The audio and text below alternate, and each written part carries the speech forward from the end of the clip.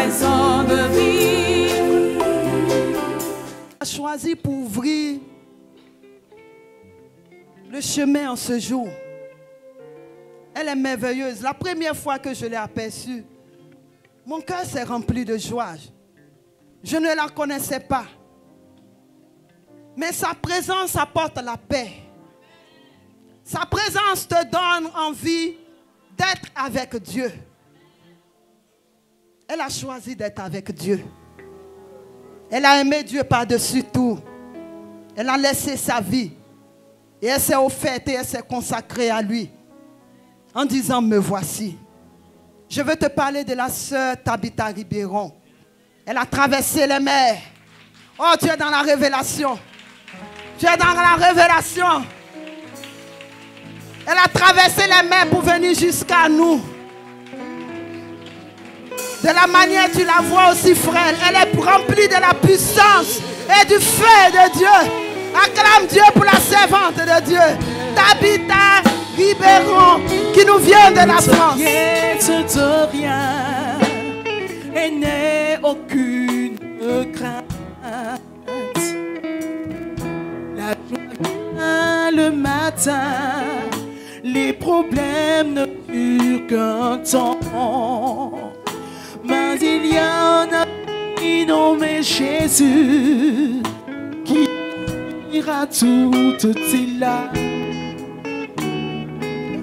Si ton cœur est brisé, lève les mains et t'éclame.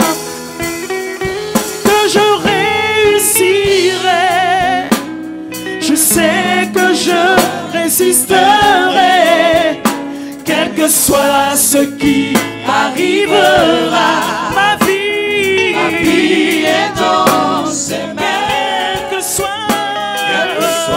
Ce qui arrive, ma vie est dans ses mains. Avec Jésus, oui, je le peux. Avec lui, je résisterai, quel que soit ce qui arrivera. Ma vie est dans ses mains. Quel que soit ce qui m'arrivera. Ma vie est dans ses mains. Alléluia. Nos vies sont entre les mains de Dieu, c'est une certitude. C'est une certitude. Si tu crois aujourd'hui que ta vie réellement est entre les mains de Dieu, redis-lui, ma vie est entre tes mains. Dis à Dieu, fais cette confession de tes lèvres que ta vie entière est entre ses mains et que du coup tu ne crains rien. Confesse, tes oreilles ont besoin d'entendre ce que ta bouche confesse. Confesse que ma vie est entre les mains de Dieu. Il n'y a rien de ce qui est étranger à ta vie qui n'est pas entre les mains de Dieu. Ta vie dans toutes les dimensions est entre les mains de Dieu. Amen. Amen. On va lire en fait ce qu'on va méditer ensemble.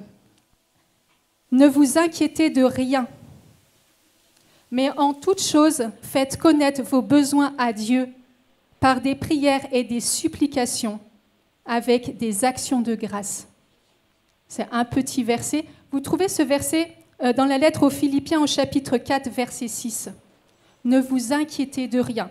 D'autres traductions nous disent « Ne soyez inquiets de rien ».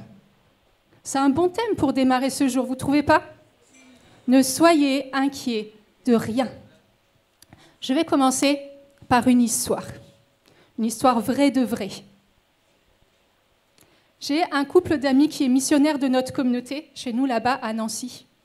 En 2017, ils ont décidé de prendre des vacances et ils sont allés sur une île du côté de la Grèce. La nuit, la femme se réveille. Elle entend un grondement qui arrive. C'est jamais bon signe, hein. Elle entend un grondement, elle réveille son mari. Et tout à coup, tout se met à bouger dans la pièce. Il y a un tremblement de terre. Ce n'est pas la chose la plus agréable. Ils arrivent à se lever et à aller voir sur le balcon et ne savent pas s'ils doivent monter, s'ils doivent descendre. On ne sait pas quoi faire dans ce genre de situation. Essayez d'imaginer la situation, tout bouge autour de vous. Qu'est-ce que vous faites? Le mari dit, moi je vais aux toilettes. Pardon, dans ce genre de situation, ne va pas aux toilettes, on n'y pense même pas. Or lui, il dit, je vais juste aux toilettes. Il va aux toilettes, il sort et il dit à sa femme, allons se coucher. Non, la femme là. Et il la regarde, il lui dit, est-ce que tu es chrétienne? Elle dit oui. Donc, faisons confiance à Dieu. Donc, faisons confiance à Dieu. De toute façon, nous ne pouvons rien faire. Et en plus, nous nous aimons. Donc, si le temps est venu, nous allons mourir ensemble. Mais cela ne sert à rien de s'inquiéter. Et sont retournés se coucher, ils ont prié, le mari s'est rendormi, tranquille. Le lendemain, quand ils se sont réveillés, ils ont vu les dégâts, et il y a eu beaucoup de dégâts. En fait, je trouve que c'est intéressant dans ce thème-là, parce que c'est une situation que peut-être on ne connaîtra pas, une situation extrême où même ta vie est mise en danger. Et en fait, la réaction en fait, de ce mari est édifiante. Il n'y a pas de situation en fait, dans laquelle notre vie n'est pas entre les mains de Dieu. Il n'y a pas de situation dans laquelle on peut s'endormir tranquillement en sachant simplement que nous sommes entre les mains de Dieu et que du coup, rien ne peut nous arriver, que Dieu ne l'ait pas permis, que Dieu ne l'ait pas voulu. Amen. C'est toujours, comme on dit, plus facile à dire qu'à faire.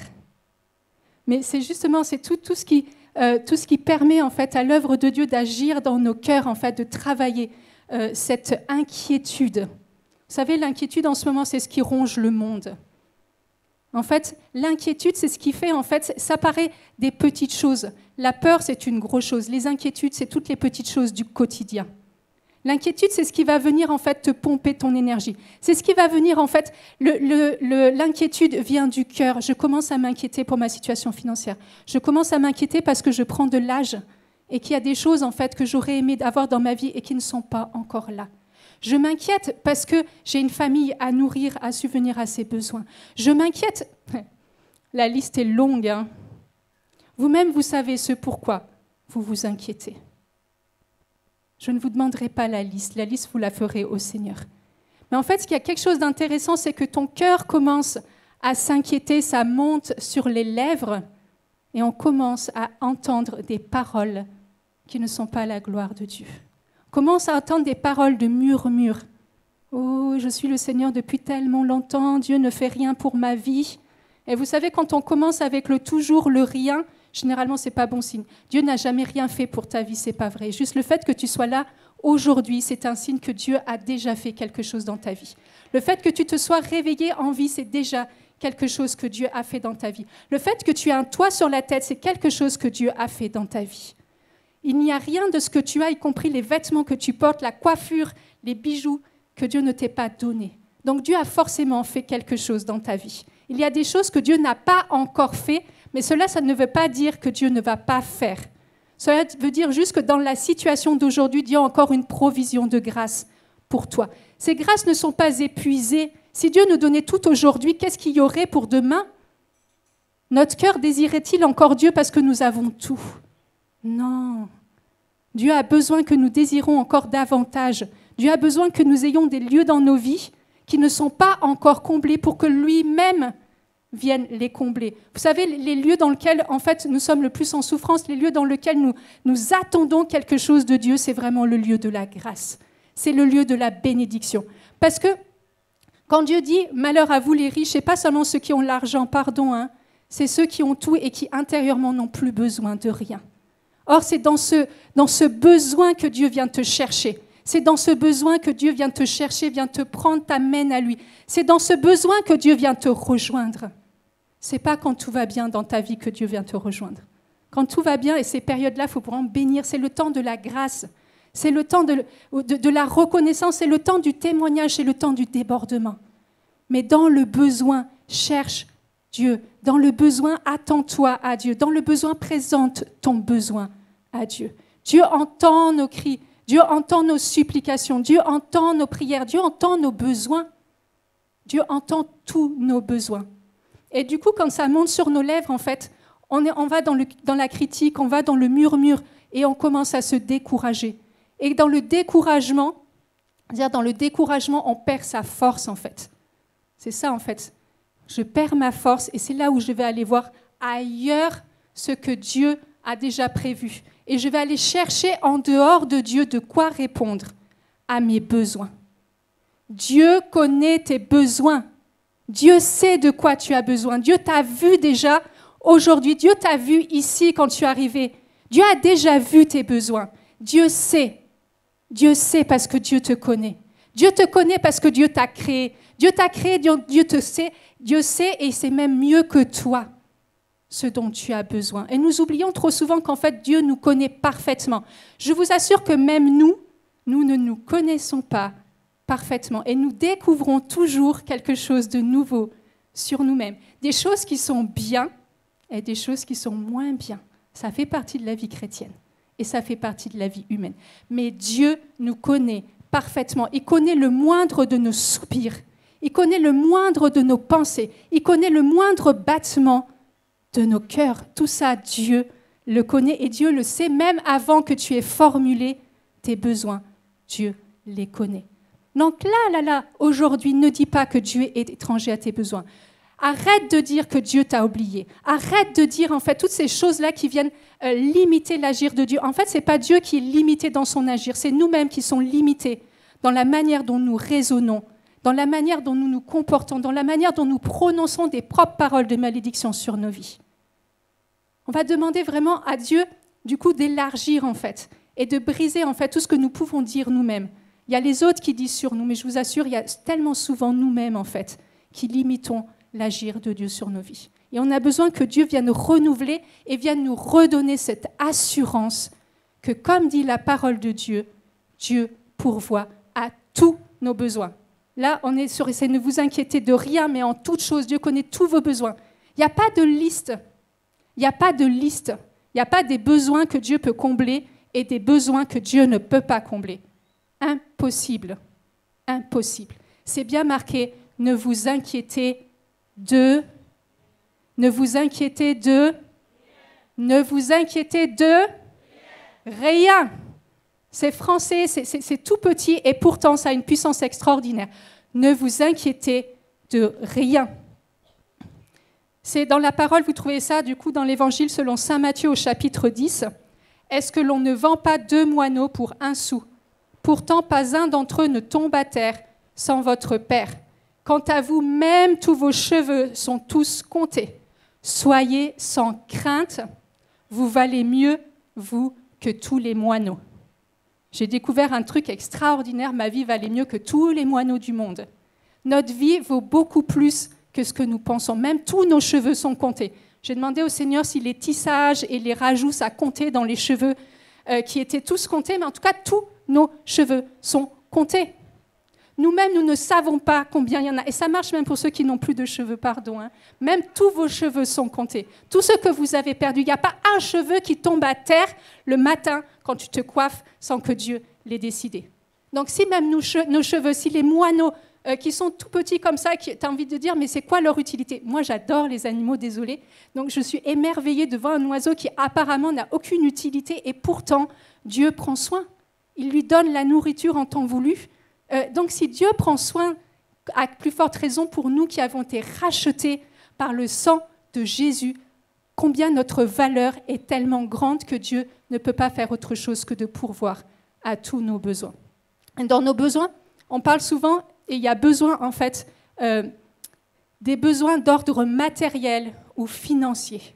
Là où vous me voyez, le premier, on va dire la première figure que mes parents m'ont enseigné sur Dieu, la première, avant même que je donne ma vie au Seigneur, avant même que je fasse une expérience concrète, mes parents m'ont enseigné que notre Dieu est un Dieu qui pourvoit à tous nos besoins. Je suis née dans une famille où il n'y avait pas d'argent. Et vous savez, on voit toujours ça comme un problème. Ça n'a jamais été un problème chez moi. Je ne peux même pas vous dire que j'ai manqué de quelque chose. Et pourtant, même encore aujourd'hui, je me suis dit, mais comment on faisait même pour avoir à manger ? Il y a eu des périodes où il a fallu se faire aider pour manger. Mais j'ai toujours mangé et je n'ai manqué de rien parce que notre Dieu a pourvu au fur et à mesure qu'il y avait besoin. Et là, je parle aux parents, à ceux qui ont des enfants. Quand j'étais petite, j'étais en primaire, peut-être j'avais 7 ans, 8 ans, un soir, mes parents nous ont convoqués avec mes sœurs, on priait en famille, mais là, il fallait que l'on prie pour un besoin spécifique. Non seulement il n'y avait pas d'argent, mais en plus il y avait des dettes. Et il fallait pouvoir combler, et mes parents ont prié pour qu'on puisse combler les dettes, même pas plus en fait. Et on a prié en famille pour que ce qui manquait, en fait, le déficit sur le compte bancaire puisse être comblé. Mettez dans le coup vos familles quand vous avez des besoins, pas pour vous lamenter, pas pour exposer vos besoins, vous dire aux enfants, pour culpabiliser vos enfants parce qu'à ce moment-là, vous n'avez pas. Non, pour mettre Dieu au centre de votre famille et montrer à vos enfants par l'exemple que Dieu est le Dieu qui pourvoit. On a prié le soir, le lendemain, on est parti à l'école. Entre midi et 2, on rentre manger à la maison. On rentre à la maison, ma mère nous attendait. Elle avait été ouvrir la boîte aux lettres. Dedans, il y avait une enveloppe. Il n'y avait pas de nom. Il n'y avait rien sur l'enveloppe. L'enveloppe était vierge. Dedans, il y avait l'argent dont nous avions besoin pour payer les dettes. Quand tu es enfant et que tu vois ça, que tu vois les signes concrets de l'amour de Dieu, tu ne peux pas faire autrement que de croire que réellement, le Dieu qui est là, que te servent tes parents, le Dieu que l'on t'enseigne est un Dieu qui est vivant et qui est agissant et que Dieu s'occupe de tout.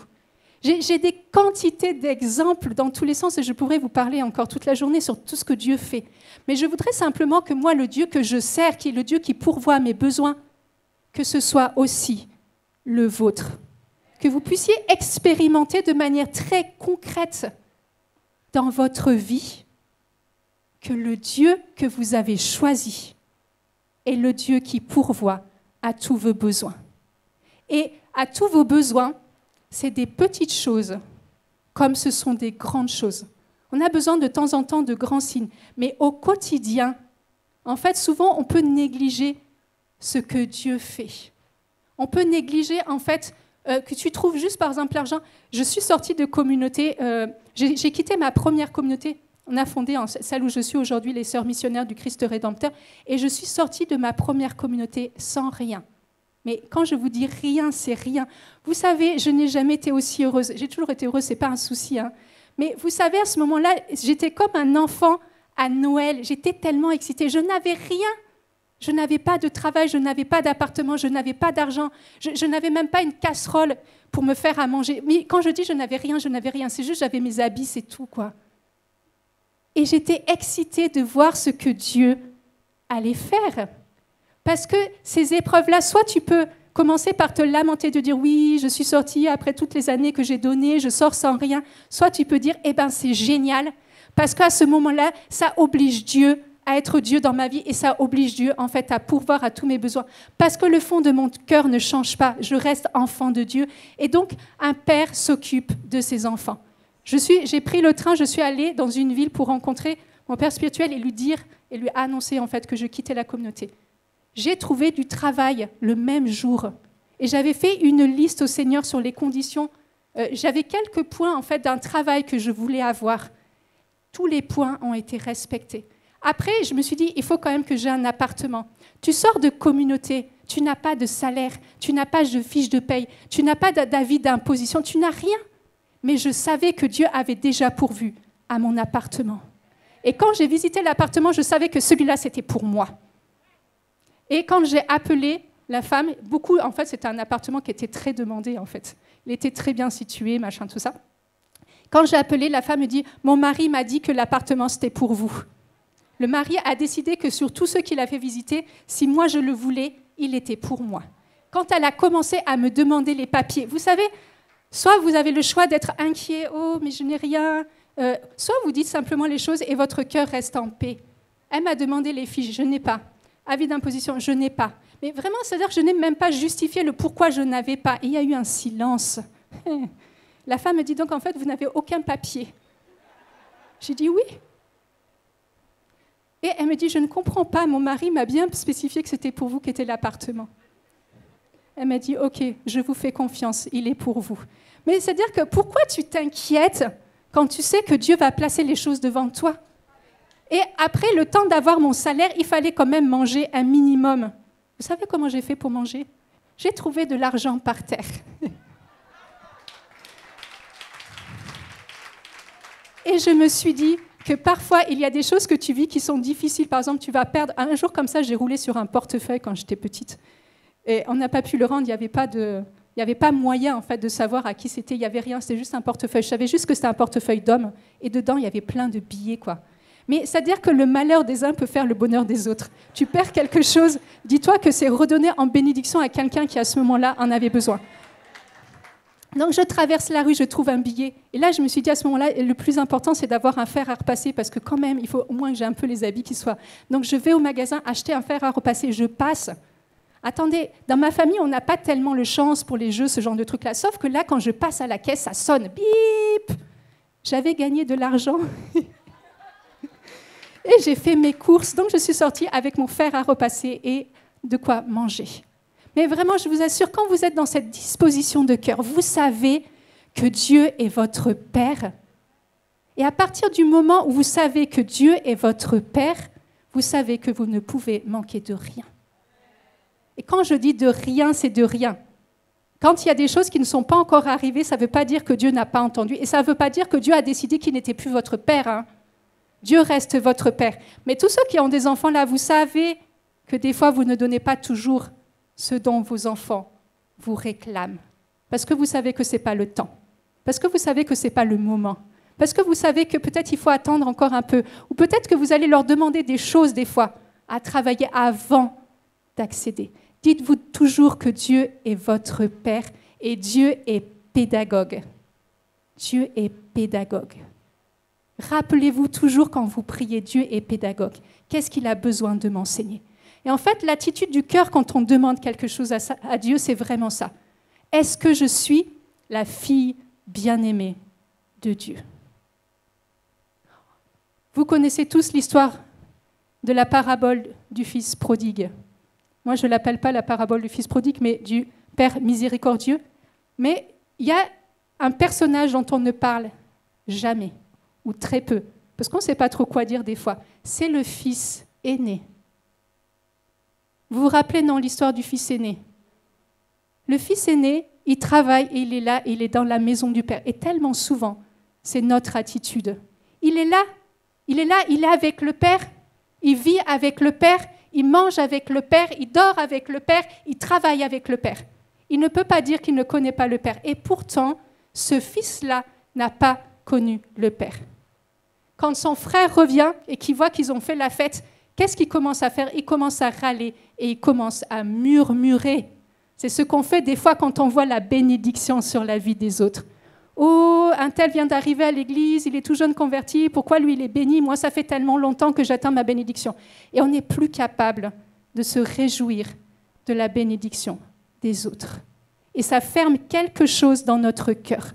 Ça tarit quelque chose dans notre cœur. Se réjouir d'une promotion de l'autre, ça ne veut pas dire que Dieu t'enlève quelque chose. Se réjouir parce que quelqu'un a une naissance, alors que toi-même, tu attends depuis tellement longtemps d'avoir des enfants, ne fait pas que cet enfant... Réjouis-toi de la naissance de cet enfant ne t'a rien fait. Cet enfant ne t'a rien fait, cet enfant est une bénédiction, même si ton cœur souffre. Réjouis-toi de ce qui arrive de bon. Ça libère le cœur de l'égoïsme, ça libère le cœur d'une quantité de choses en fait, ça libère le cœur du repli sur soi. Et c'est une attitude que Dieu ne veut pas pour nous. Dieu veut notre attitude de cœur qui soit tellement ouverte en fait, que Dieu puisse déverser tout ce qu'il veut dans notre cœur. Apprends à te réjouir. Et donc, du coup, ce fils aîné dit ceci, il dit « Depuis que je suis avec toi, tu ne m'as même pas donné un chevreau pour festoyer avec mes amis. » Hey. Ce fils-là, sérieusement, il vit dans la maison du Père. C'est-à-dire que c'est le fils héritier. En plus, c'est le fils aîné. Donc, c'est le fils héritier. Donc, tout ce qui est au Père est à lui. Il vit dans la maison du Père et il n'a rien demandé. Il ne dit pas « je t'ai demandé, tu ne m'as pas donné ». Il n'a pas dit ça. Il dit « depuis que je suis là, tu ne m'as même pas... » Mais est-ce que tu as demandé ? Le fils n'a pas demandé. Et le fils se plaint de ce que le Père ne lui a pas donné. On verra après comment demander pour recevoir en fait. Et comment rendre grâce avant même que Dieu nous ait donné quelque chose. Et en fait, nous sommes dans cette attitude, nous sommes des fois chrétiens depuis tellement longtemps. Et nous continuons d'attendre les mêmes choses. Et nous continuons de désirer les mêmes choses. Et nous avons parfois même les mêmes besoins qui reviennent de façon récurrente. Mais est-ce que tu crois que tu es tellement le fils ou la fille bien-aimée de Dieu que tout ce qui est à Dieu t'appartient? En fait, c'est ça notre dignité d'enfant de Dieu. Tout ce qui est à Dieu est à moi. Tous les trésors de Dieu sont à moi. L'argent du monde est à moi parce que c'est mon papa. Donc, en fait, l'argent n'est pas un problème pour Dieu. En fait, Dieu peut utiliser une personne, on va dire concrète, pour être la source de ta bénédiction, mais Dieu peut passer par des quantités de moyens pour être la source de ta bénédiction. Vous vous rappelez la veuve de Sarepta? Il n'y a pas eu d'intervention humaine. Il y a eu la prière d'Élie. Il y a eu la prophétie de la part de Dieu que la farine et l'huile ne s'épuiseront pas. Mais il n'y a pas eu d'intervention. Dieu a multiplié un petit peu comme ça les ressources. Dieu peut multiplier tes ressources. Et en fait, c'est une des manières aussi de Dieu d'agir. Et j'aimerais écouter bien que nos intelligences, que nos âmes comprennent et puissent rentrer dans quelque chose de nouveau de la part de Dieu. J'étais à Rome, en Italie. Je ne connais pas bien Rome. J'étais là-bas et en fait, on avait été à un événement et il fallait qu'on rentre le soir et c'était tard. Peut-être c'était minuit, 1h du matin. On nous prête une voiture. On est 5. On nous prête une voiture pour rentrer peut-être... Je ne saurais pas trop vous dire combien il y avait de temps, mais peut-être c'était 30 minutes de route. On roule vite en Italie. Hein. Les routes sont bonnes, donc on file. Donc 30 minutes à peu près. On prend la voiture. Il n'y avait pas d'essence dans la voiture. Comment on peut nous prêter une voiture? Il n'y a pas d'essence dans la voiture. On commence, on fait quelques kilomètres. Vous savez, le voyant rouge est déjà allumé. Quand je vous dis qu'il n'y a pas d'essence, il n'y a pas d'essence dans la voiture. On est en pleine nuit. On ne connaît pas les lieux. Donc, la personne qui conduit commence à aller chercher une pompe à essence. Ça paraît logique, non? Tu n'as pas d'essence, tu cherches une pompe à essence. On a cherché. On n'a pas trouvé de pompe à essence. Et à un moment, on monte comme ça et on rentre sur l'autoroute. Bon, c'est la nuit, il n'y a personne. Et vous savez, ceux qui ont déjà été en panne d'essence, vous connaissez cette sensation-là quand la voiture commence à ralentir alors que toi, tu continues d'appuyer sur l'accélérateur et tu sens qu'il y a quelque chose qui ne va pas. Donc là, on sent la voiture. Là, je me rappelle encore que l'autoroute était comme ça, donc c'est un peu en pente. Et là, tu sens que la voiture, non, elle ne veut plus.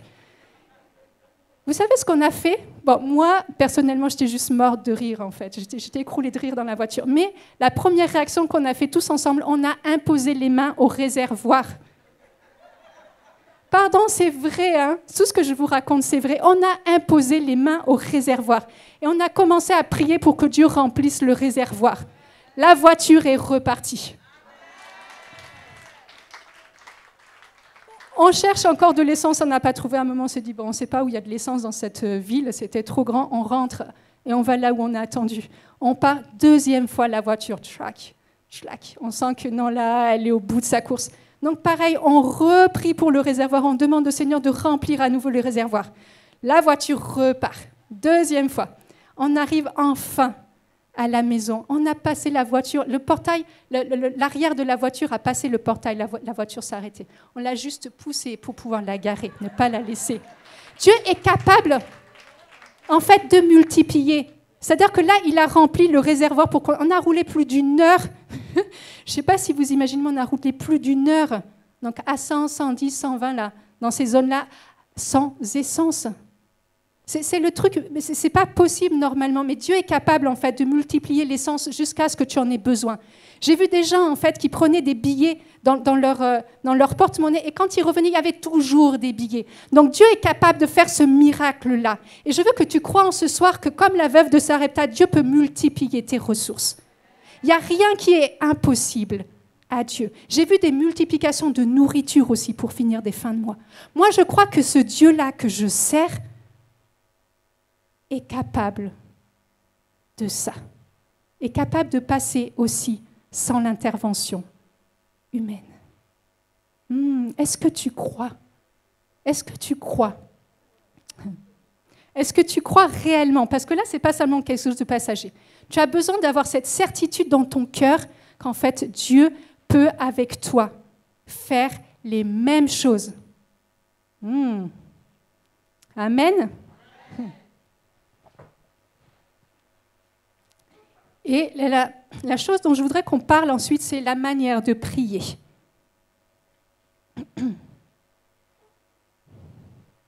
On va examiner notre manière de prier. Là, le texte nous dit, en toutes choses, faites connaître vos besoins à Dieu par des prières et des supplications, avec des actions de grâce. Regarde la manière, quand tu as des besoins, la manière dont tu pries pour que Dieu puisse répondre à tes besoins. Est-ce que tu pries comme un mendiant? Je n'ai pas trouvé d'autres termes. Oh Seigneur, tu vois, non, combien je souffre, Seigneur. Je souffre tellement, Seigneur. Je suis vraiment la plus souffrante de toutes les personnes sur la terre. Tu vois, Seigneur, il n'y a pas eu plus de gens qui sont plus dans la misère que moi. Vous savez, ce genre de prière-là, Dieu ne t'a pas créé pour souffrir. Hein. Dieu ne t'a pas créé pour être dans la misère. Dieu t'a créé parce qu'avec une dignité tellement extraordinaire, prie comme un enfant de Dieu. Prie comme un enfant de roi, puisque c'est ce que nous sommes. Prie avec cette dignité que même la souffrance te donne. Tu peux être dans la souffrance terrible et garder ta dignité d'enfant de Dieu. Et quand tu pries, tu vas devant le trône et tu exposes ton problème de façon concrète. Ne t'étends pas. Sois précis dans tes prières. Il y a des fois des gens, quand ils viennent me voir, des fois je dis, mais comment tu demandes? J'ai dit, mais sois précis dans tes prières. Tu cherches un mari, donne à Dieu 3 ou 4 critères. Bon, j'ai des femmes, elles viennent, elles ont la liste tellement longue que je dis, bon, fais comme moi. Consacre-toi à Jésus, c'est le plus parfait des enfants des hommes, quoi. J'ai dit, tu es tellement exigeante que de toute façon, Dieu ne te donnera jamais le mari quand tu entends. Mais 1 ou 2 ou 3 critères. 1 ou 2 ou 3 critères. Dieu m'a enseigné ça, j'étais jeune. C'était l'été et à ce moment-là, j'étais à nouveau en France. Et je marchais pour aller à la lingerie. Et pendant que je marchais, je parlais avec le Seigneur, je discutais, vous savez, le truc entre lui et moi. Et à un moment, je lui dis, Seigneur, mais c'est bientôt la fin de l'été et en fait, on n'a pas eu de fraises. C'est pas un besoin, on est d'accord, c'est une envie. Hein. Faites bien la différence. Hein. C'est-à-dire que même si je n'avais pas eu ce que Dieu me donnait, je n'en serais pas morte. Hein. Mais à ce moment-là, je dis, Seigneur, j'ai envie de fraises. Et je lui dis, j'ai envie d'un peu, juste pour goûter. C'était ma prière, elle était précise. Hein. Juste un peu pour goûter. J'arrive à la lingerie, dans mon casier, il y avait des fraises. Mais un peu, juste pour goûter. Vraiment pas le bol là. Vous savez, ici, quand je dis un peu, j'ai toujours l'impression que... Et puis en fait, le bol est énorme. Des fois, je me dis, mais attends, mais moi, je ne peux pas manger tout ça, en fait. Non, là, c'était à ma proportion. Donc, petit, et je goûte. Je mange mes fraises. Bien préparées. Je ne sais pas qui l'a préparé, mais en tout cas. Et après avoir mangé, tout à coup, je dis, oh, pardon, Seigneur. Je dis, mais ma prière était vraiment égoïste. Non, Seigneur, je te demande des fraises pour toute la communauté. Qu'on puisse en avoir, Seigneur, que tout le monde puisse manger des fraises. Or, il faut savoir qu'on était quand même nombreux, je ne sais plus trop, mais on était peut-être 20 ou 30. Hein. Et ça s'est passé en l'espace de 15 minutes. Je sors, je vois la postière qui arrive avec sa voiture. J'observe de loin. Et là, je la vois ouvrir. Ce n'est pas du courrier qu'elle a porté. C'était des caisses et des caisses et des caisses de fraises. Et Dieu m'a enseigné que ce que tu demandes, il va te le donner. J'ai demandé un peu, il m'a demandé un peu. J'ai demandé beaucoup, il m'a demandé beaucoup. Sois précis. Sois précis. De temps en temps, moi, quand j'ai eu besoin d'une voiture, et dans mes critères, ça a beaucoup fait rire les gens. J'ai marqué, je voulais une voiture de couleur rouge. Je n'avais pas beaucoup de critères. Il fallait qu'elle soit pas chère, ça, on est juste d'accord. Qu'elle soit bien entretenue, qu'elle ait quand même pas trop de kilomètres. Voilà, et que ce soit une voiture qui soit pratique pour la mission. Donc, il fallait un coffre quand même un peu... mais que ça reste une petite voiture quand même. Mais j'avais rajouté la voiture, la couleur rouge. À un moment, je vais voir le gars, et là, il me dit, mais en fait, on vient juste d'en avoir une, on ne l'a pas encore mise sur le marché, on vient de la récupérer à un couple de retraités. J'arrive, je vois qu'elle est rouge, j'ai dit, c'est bon, elle est pour moi. Il dit, vous ne voulez pas l'essayer? Bon, si, je vais quand même l'essayer, mais je sais qu'elle est pour moi à ce moment-là, parce qu'il y a ce critère-là que j'ai rajouté. Soyez précis quand vous priez. Si vous avez besoin de 50 000, demandez les 50 000. Si vous avez besoin de choses très précises, parce que souvent, en fait, nos prières se noient, et en fait, on va prier pendant 10 minutes ou 15 minutes pour un problème sans que ce soit précis. Et l'autre chose particulière, c'est rendez grâce à Dieu. Je vous relis, nos oreilles ont besoin d'entendre. En toute chose, faites connaître vos besoins à Dieu par des prières et des supplications avec des actions de grâce. On pense que rendre grâce à Dieu, c'est quand on a été exaucé. C'est bien, c'est même très bien. Il y en a qui sont exaucés de la part de Dieu et qui oublient après de venir rendre grâce. Mais même quand tu n'es pas encore exaucé, commence à rendre grâce à Dieu parce que Dieu, dans les cieux, t'a déjà exaucé. En fait, tu scelles quelque chose au niveau spirituel. N'attends pas que Dieu ait déjà pourvu à tes besoins pour commencer à rendre grâce. Ça, c'est le cœur confiant du Fils qui sait que son Père l'a entendu. C'est le cœur confiant qui sait que de toute façon, Dieu va pourvoir à tous nos besoins selon la richesse de sa grâce et que tout est déjà pourvu dans le ciel. Donc, je commence à rendre grâce. Et c'est Jésus lui-même, en fait, qui nous a enseigné ça. Dans Jean chapitre 11, pendant la résurrection de Lazare, il ne commence pas d'abord par prier, il dit « Père, je te rends grâce parce que tu m'as déjà exaucé. » Père, je te rends grâce car tu m'as déjà exaucé.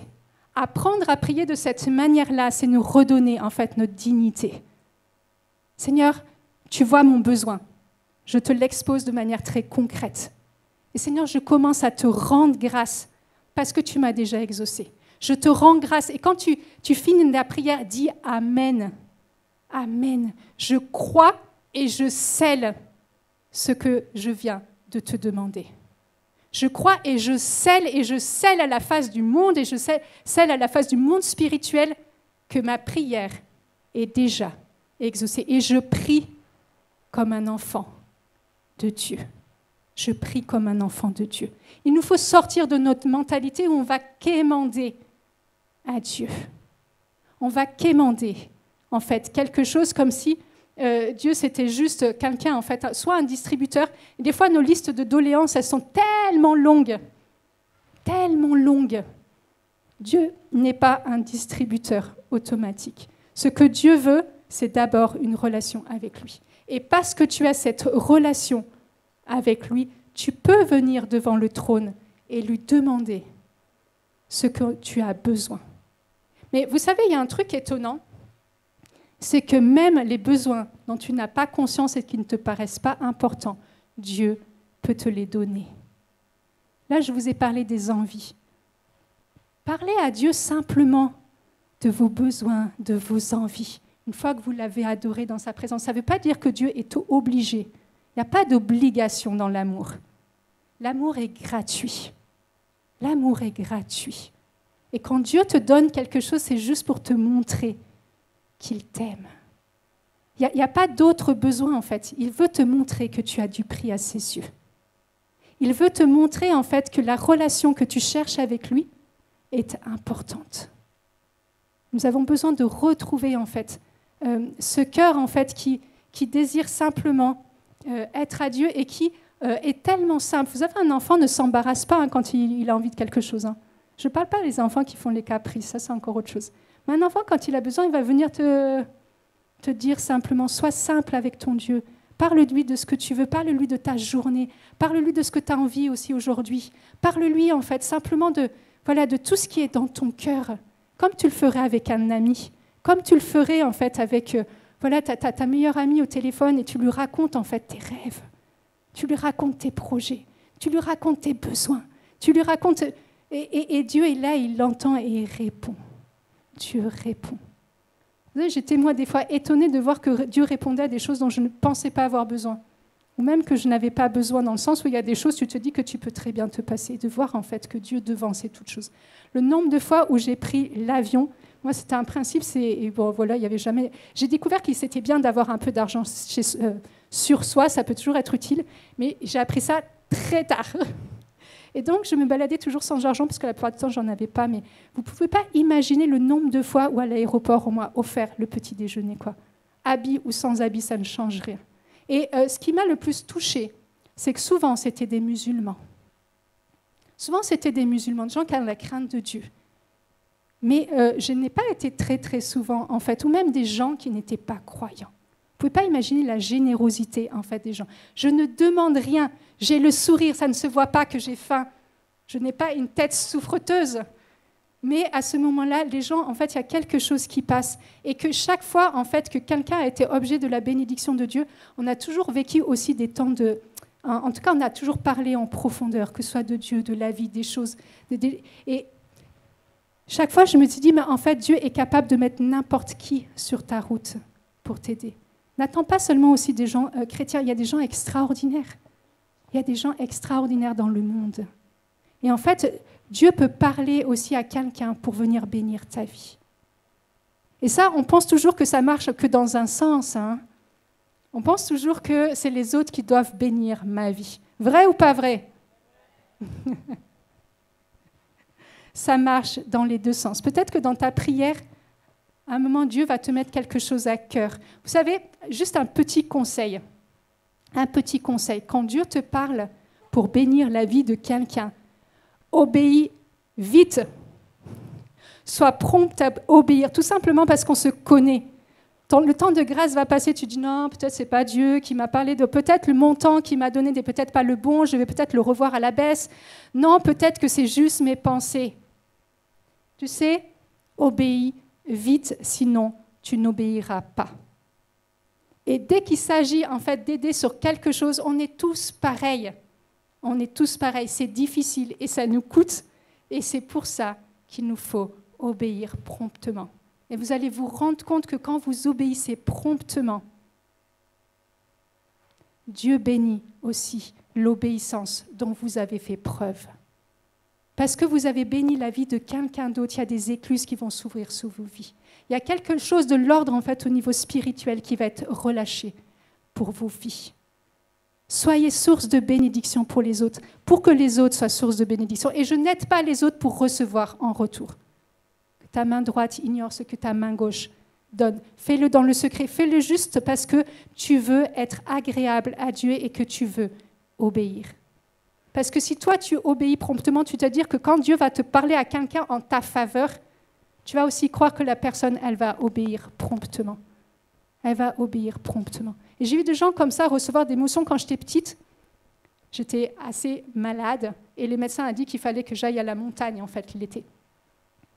Vous savez, quand c'est comme ça, c'est soit vous commencez à vous lamenter, soit vous attendez tranquillement ce que Dieu va faire.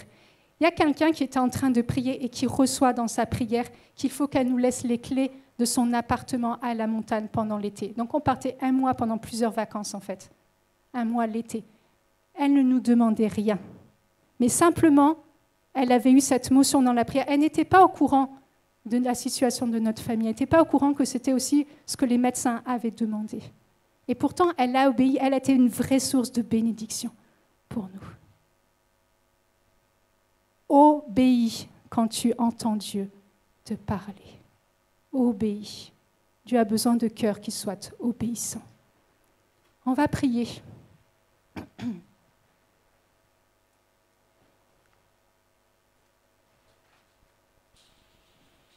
Je vous invite à vous lever, tous ceux qui peuvent.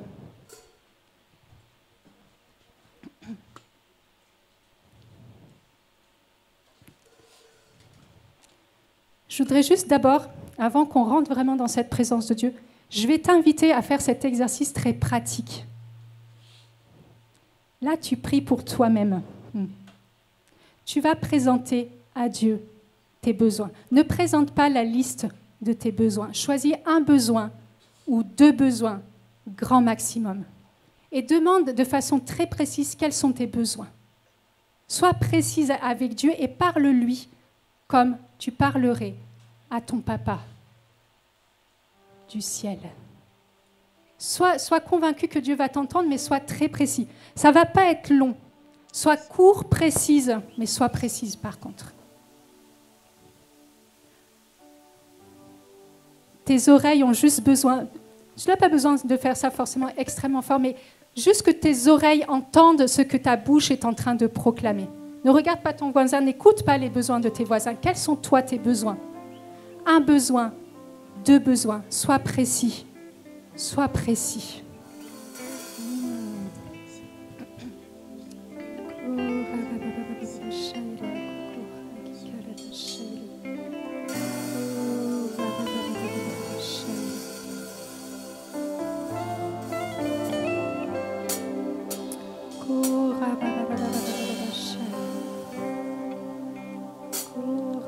Je te fais confiance. confiance. Je te fais confiance. Commence à rendre grâce Ce n'est pas pour l'exaucement que tu vas facile voir. Commence à rendre grâce à ton Dieu. de chanter ce refrain, mais je te fais confiance. Je te fais confiance. Ce n'est pas encore fini, mais je te fais confiance. Je te fais confiance. Je te fais confiance. Ce n'est pas facile pour moi de chanter ce refrain. Je te fais confiance. Je te fais confiance, Seigneur. Tu es le Dieu Chante, de ma vie. chante, je te fais confiance.